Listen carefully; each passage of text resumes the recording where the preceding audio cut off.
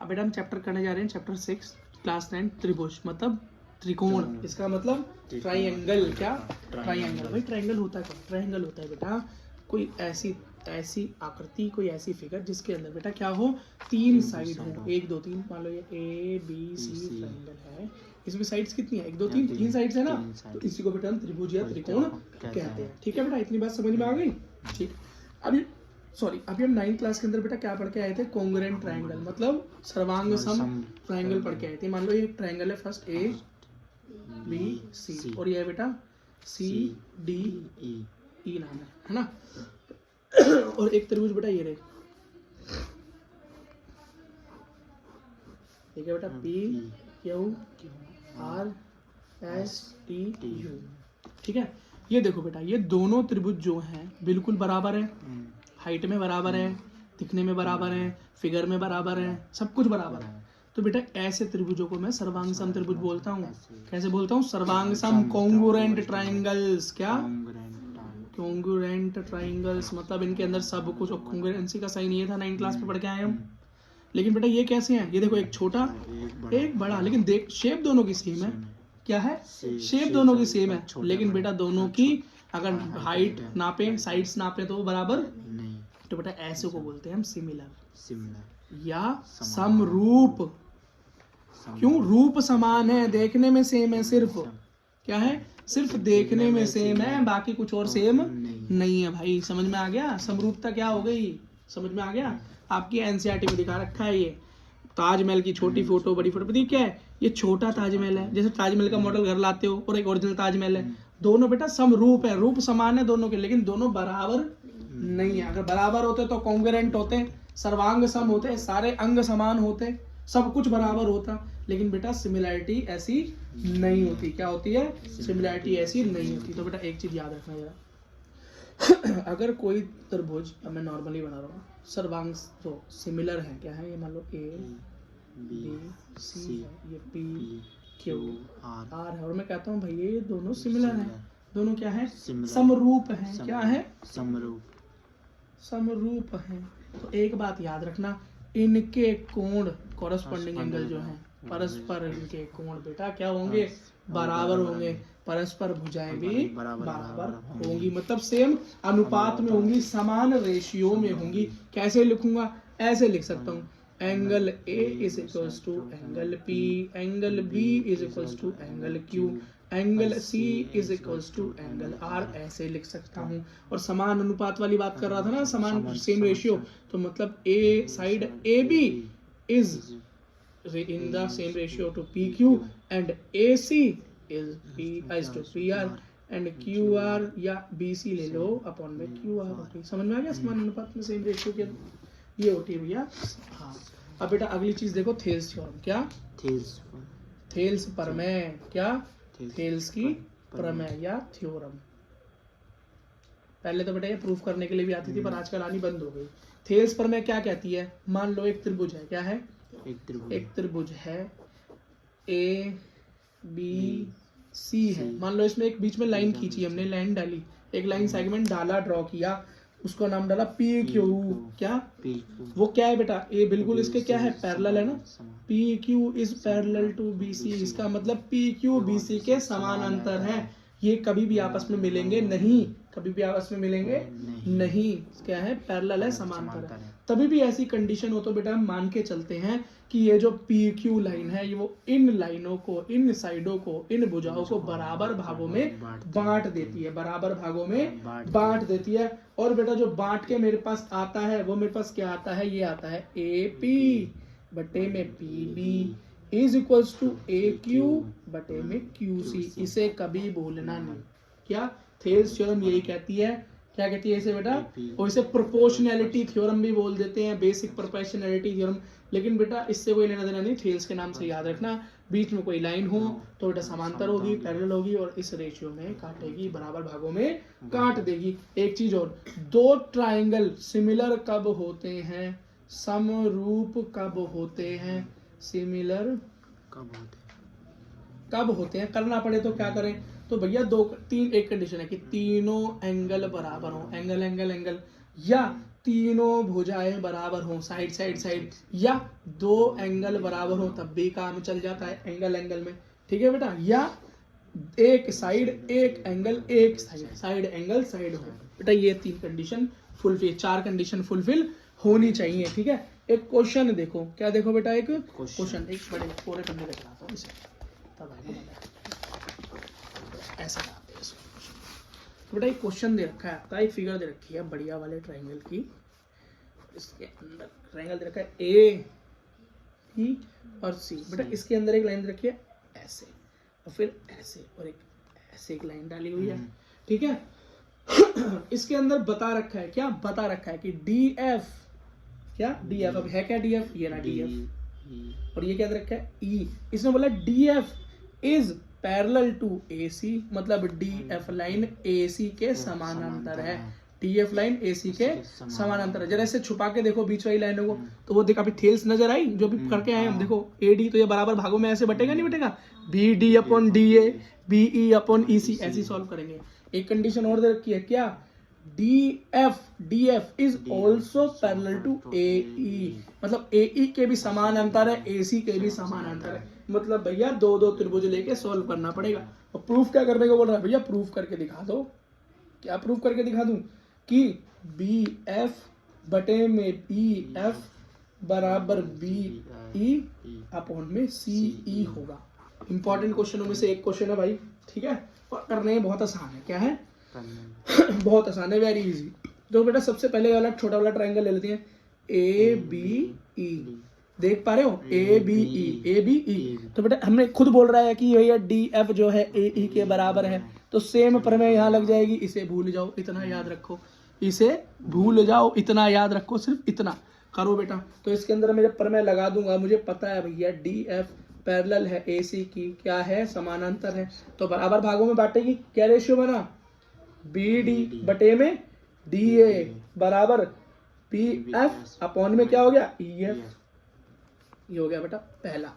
अगला त्रिभुज देखो, त्रिभुज ए बी सी में, बड़े वाले त्रिभुज में, तो बड़े में भी क्या है, ये डी एफ बड़े वाले ए सी के समान, क्या है समानांतर है, पैरेलल है, मतलब D F is parallel to A C, समानांतर है, वही बेटा समान भागों में बटेगा, मतलब बी डी बटे में D A is equals to B E और बटे में ई सी, ये हो गया 2। तो 1 और 2 से फ्रॉम ए एंड टू क्या हुआ, बी डी से बी डी कैंसिल हो गया, बी एफ अपॉन में E F is equals to B E upon में ई सी। देखना बेटा यही तो प्रूफ नहीं करना था, अरे यही तो करना था, हो गया प्रूफ्ड। कितना मुश्किल लगा, तो बिल्कुल आसान था। अगर कॉन्सेप्ट क्लियर हो, जो उम्मीद मैंने आपको ऊपर सिखाया, कॉन्सेप्ट अगर क्लियर होता तो आप इसे करने में 2 मिनट का समय भी नहीं लगाओगे, और 2 त्रिभुजों का सर्वांग सम करने में, या सॉरी सिमिलर करने में तो टाइम नहीं लगाओगे ना। 2 त्रिभुज बेटा अगर दे रखे तो उनको सिमिलर करने में दिक्कत तो नहीं होगी, कोई दिक्कत नहीं है बेटा। क्या करना होता है उनके बाद, कोई एक कोण, हाँ कोई कोण, ये सब, ये मान लो एक ट्रायंगल है, ये रहा भैया एक त्रिभुज है, क्या है एक त्रिभुज है, इस त्रिभुज के अंदर बीच में एक लाइन खींच दी, मान लो ए बी सी एक त्रिभुज था, इसके बीच में एक लाइन खींच दी डी, ठीक है। तो बेटा कैसे इसको, इन दोनों को समरूप कैसे करोगे प्रूफ, इन दोनों को समरूप प्रूफ कैसे करोगे, तो ए डी और ए डी दोनों में बराबर है, ए डी बराबर ए डी, क्या लिखोगे बराबर कॉमन, ठीक है, एंगल ए बराबर एंगल ए, एंगल डी बराबर एंगल डी, ये तो हो गया। ये क्या हो गया बेटा, एंगल साइड एंगल, इससे प्रूफ हो सकता है, इससे प्रूफ हो सकता है। पर बेटा ये वाली कंडीशन लगानी मना कर रखी है, क्या मना कर रखी है। तो हम बेटा ये भी तो ले सकते हैं, देखो इसकी जगह हम ये भी तो ले सकते हैं, एक ही लाइन पे बनाए हैं दोनों कोण, एक ही लाइन पे बनाए, तो BC बराबर BC तो है, तो ये BC और बीच में से काट रहा है, मतलब BD बराबर DC है, क्योंकि D क्या है मध्य बिंदु, तो हम ये ले सकते हैं। एंगल साइड एंगल नहीं करना है ना, कोई बात नहीं, साइड एंगल साइड कर लेंगे। एक साइड तो AD बराबर AD है ही, एंगल बराबर एंगल A है, मैं दोबारा साफ लिख देता हूँ, AD बराबर AD, एंगल D बराबर एंगल D, दोनों में है, ठीक। अब एक चीज याद रखना कि बेटा ये B क्या है, D मध्य बिंदु, तो बेटा BD बराबर DC, D क्या है मिड पॉइंट, मध्य बिंदु, बात खत्म। मतलब साइड एंगल साइड द्वारा दोनों त्रिभुज, ये वाला त्रिभुज है, ये वाला क्या ABD और AD या ACD, तो क्या होगा, त्रिभुज A B D similar to A C D, ऐसे समरूप सिद्ध करते हैं बेटा, ठीक है। तो इसे भूलना नहीं, हो सकता है वहां पे कोई क्वेश्चन इसी तरीके से सॉल्व करना पड़े। एक क्वेश्चन और करते हैं बेटा, है एक थोड़ा सा हैवी क्वेश्चन करते हैं, कैसा हैवी ड्यूटी क्वेश्चन करते हैं। बेटा इसने बोला है एक खंबा है, क्या है, एक लाइट का लैंप का खंबा है, इसमें लाइट लगी हुई है, वहां एक लड़की दूर चलती हुई जा रही है, एक लड़की चलती हुई खंबे से थोड़ा सा दूर जा रही है, जहां जा रही है दूर। उस लड़की की हाइट दे रखी है बेटा कितनी, 90 सेंटीमीटर, कितनी 90 सेंटीमीटर लड़की की हाइट दे रखी है। और बेटा उस खंबे की हाइट दे रखी है कितनी, 3.6 मीटर, ठीक है, बात समझ में आ गई। अच्छा बेटा अब क्या बोल रहा है कि इस लड़की की परछाई कितनी लंबी होगी। एक बात बताओ, यहाँ लाइट जलेगी तो परछाई इधर बनेगी किधर बेटा, उस तरफ अगले अपोजिट में तो बनती है, लाइट के अपोजिट में परछाई बनती है ना। अब मेरा हाथ ये रहा, लाइट ऊपर साइड, तो परछाई नीचे बन रही है ऊपर बन रही है, नीचे बन रही है ना आगे की तरफ, तो परछाई कहाँ बनेगी, कहीं यहाँ बनेगी, यही तो बनेगी। तो ये बोल रहा है बेटा परछाई की हाइट बता के दिखाओ, परछाई की हाइट बता के दिखाओ, मतलब ये वाली लेंथ बता कर दिखा दो, काम हो जाएगा। तो इसका मैं नाम दे देता हूँ ए बी सी डी, और क्या ई से ले लिया, इसे ले लेता हूँ, ई से ले लेता हूँ सी, ठीक है। कोई दिक्कत, कोई दिक्कत नहीं भैया। भैया लड़की की हाइट दे रखी है, गर्ल्स हाइट दे रखी है 90 सेंटीमीटर, और सब कुछ मीटर में दे रखा है। क्या दे रखा है, मीटर में दे रखा है। लड़की की स्पीड भी दे रखी है कि वो कितनी स्पीड से चल कर गई है, लड़की की स्पीड गति भी दे रखी है। तो उसने बोला है बेटा लड़की गति है 1.2 मीटर पर सेकेंड, ये भी मीटर में, ठीक है। लैंप की हाइट दे रखी है, मतलब ये जो लैंप लगा हुआ है इसकी बेटा हाइट दे रखी है, क्या दे रखी है, ये भी 3.6 मीटर में दे रखी है। समझ में आ गया। अब ये बोल रहा है 4 सेकंड बाद, ये खुद बोल रहा है लड़की बेटा कितना चली, 4 सेकंड चली, स्पीड ये रही, 4 सेकंड और चली। तो उसने पूछा भैया कितनी लंबी शेडो बनी। तुम बोलोगे भैया क्या क्वेश्चन पूछ लिया, कुछ समझ नहीं आ रहा, ट्रिग्नोमेट्री है क्या है, ये ट्रिग्नोमेट्री नहीं है बेटा, नॉर्मली सॉल्व हो जाएगा ये, ठीक है। तो एक चीज देखो बेटा, एक चीज समझो, और टाइम क्या रखा है लड़की का, टाइम कितने टाइम बाद, आफ्टर 4 सेकंड। अब बेटा एक चीज देखो, सब कुछ मीटर सेकंड मीटर मीटर, ये क्यों सेंटीमीटर में, इसे भी मीटर में बदलो। तो बेटा 1 मीटर में कितना सेंटीमीटर होते हैं, 100 सेंटीमीटर होते हैं बेटा, 1 मीटर में 100 सेंटीमीटर होते हैं। तो अगर हम इसको बेटा मीटर में चेंज करेंगे तो 100 से डिवाइड तो हो गया 0.9 मीटर, 0.9 मीटर हो गया, ठीक है। बेटा स्पीड का फॉर्मूला याद करो, गति का फॉर्मूला याद करो, दूरी बटा समय होता है, दूरी बटा समय होता है, क्या दूरी बटा समय होता है, इस बात को याद रखना बेटा। तो दूरी जो लड़की ने तय की, मतलब लड़की ने जो दूरी तय की यहाँ से लेके यहाँ तक चलने में जो दूरी तय की, ये जो हाइट है इसे आराम, जो लेंथ है इसे आराम से निकाल सकता हूँ। तो स्पीड के फॉर्मूले से निकाल लेता हूँ बेटा, क्या निकाल लेता हूँ। तो डिस्टेंस, तो दूरी पता नहीं, डिस्टेंस पता नहीं, तो डिस्टेंस का फॉर्मूला क्या हो गया, स्पीड इनटू टाइम, मतलब गति इनटू समय, ठीक है। तो दूरी निकल आएगी। स्पीड दे रखी है भाई लड़की की 1.2 मीटर पर सेकंड, 1.2 मीटर पर सेकंड, और टाइम दे रखा है 4 सेकंड। दोनों को जब मैंने मल्टीप्लाई किया तो मेरा डिस्टेंस आया 4.8 मीटर, ये मेरा क्या आ गया 4.8, और ये मुझे पता नहीं DE, तो इसे मैं x मान लेता हूँ, क्या इसे x मान लेता हूँ। और एक चीज याद रखना, क्या एक चीज याद रखना कि ये वाला ट्रायंगल, ये जो टोटल बड़ा वाला ट्रायंगल है और एक छोटा वाला ट्रायंगल है ना, एक ये बड़ा वाला ट्रायंगल और एक ये छोटा वाला ट्रायंगल, ये दोनों क्या है, ये समरूप है।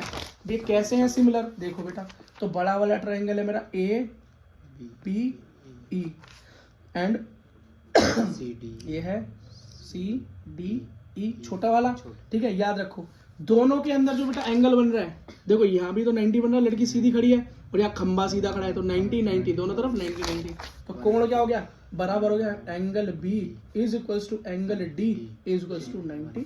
बात समझ में आ गई। अगला एंगल E और एंगल E दोनों में बराबर है, ये रहा E बेटा, इस CDE में भी E और ABE में भी E, तो एंगल E बराबर एंगल E, ठीक है। क्या है, कॉमन, मतलब कॉमन को क्या बोलते हैं हिंदी में, समान, ठीक है। तो ए एंगल एंगल वाली समरूपता हो गई, सिमिलर हो गए, दोनों ट्रायंगल क्या हो गए भाई, सिमिलर हो गए, बराबर हो गए, सी डी बराबर हो गए, सिमिलर हो गए।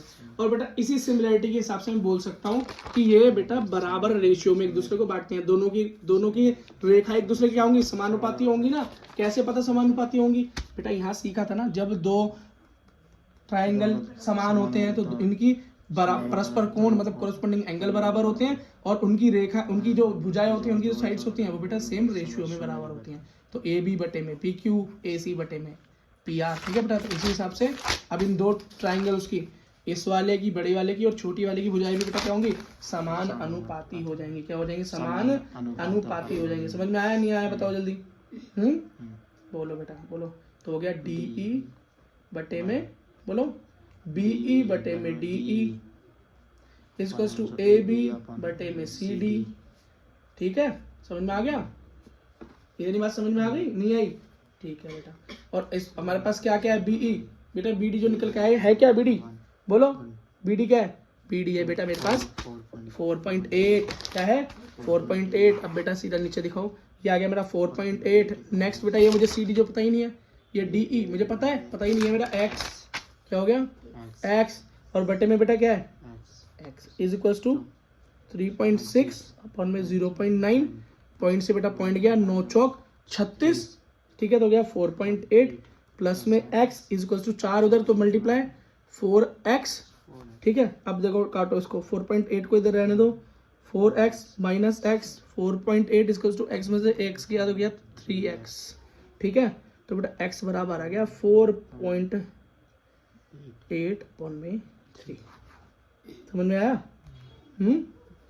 बात तो पल्ले पड़ी, ठीक है बेटा। तो x बराबर क्या आ गया 16 मीटर, क्या आ गया 16 मीटर आ गया। बस बेटा ये तो निकालना था, काम हो गया। इसी के साथ आपका चैप्टर खत्म।